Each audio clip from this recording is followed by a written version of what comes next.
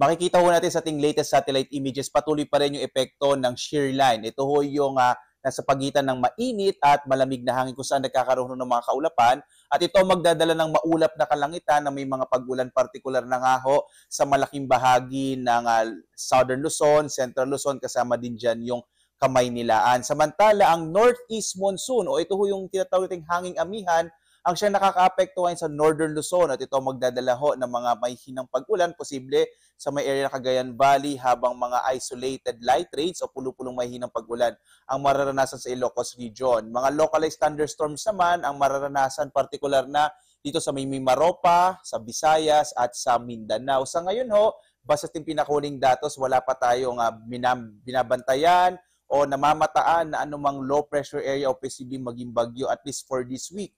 Posible ho hanggang sa pagkatapos ng linggong ito, medyo maliit pa yung tsansa na magkaroon tayo ng bagyo. Bagamat kung may pagbabago ho, magbibigay agad ng update ang Pag-asa. So itong malaking bahagi ng Visayas at Mindanao, generally, fair weather ho ang maranasan. Pero posible pa rin yung mga isolated rain showers and thunderstorms. Kaya mainam, may dala pa rin tayong pananggalang sa ulan sa hapon hanggang sa gabi sa bahaging ito ng ating bansa. Dumako ho tayo sa Luzon, makikita ho natin malaki yung tsansa ng pag-ulan ngayon dito sa may bahagi ng Bicol Region, kasama itong area ng Calabarzon at Central Luzon at yung bahagi ng Kamaynilaan. Kaya posibleng medyo maulap pa rin yung kalangitan sa araw na ito, habang posible din yung mga pag-ulan sa may bahagi ho ng Isabela, kasama din itong Nueva Vizcaya at bahagi ng Quirino.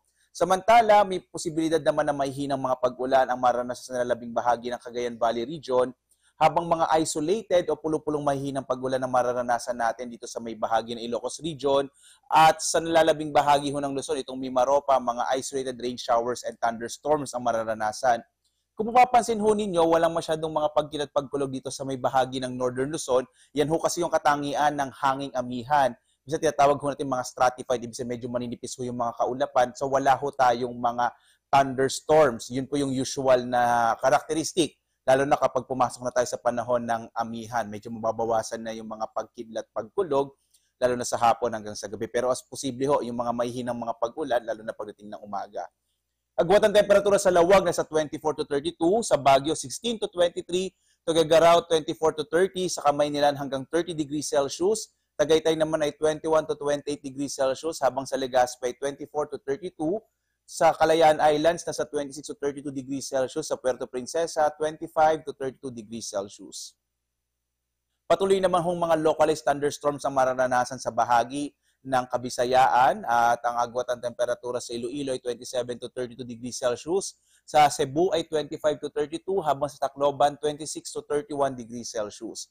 Malaking bahagi din ho ng Mindanao ay posibleng makaranas ng mga isolated o pulupulong pag-ulan na may kasamang pagkilat pagkulog, dulot rin ho yan ng mga localized thunderstorms. Agwat ang temperatura sa Zamboanga, 25 to 32 degrees Celsius. Sa Cagayan de Oro naman, nasa 24 to 32, habang sa Davao ay hanggang 33 degrees Celsius. Wala pa rin ho tayong nakataas na gale warning at inaasahan pa rin natin yung medyo banayad hanggang sa katamtaman na pag-alon ng karagatan, partikular na sa malaking bahagi ng ating bansa. Pero ho dito sa may bahagi ng Hilagang Luzon, posible ho na biglang maging maalon yung karagatan. Kaya iba yung pag-iingat to, epekto ho ng hanging amihan, posibleng lumakas yung mga pag-alon ng karagatan dito sa may bahagi ho ng Ilocos Region at Cagayan Valley Region.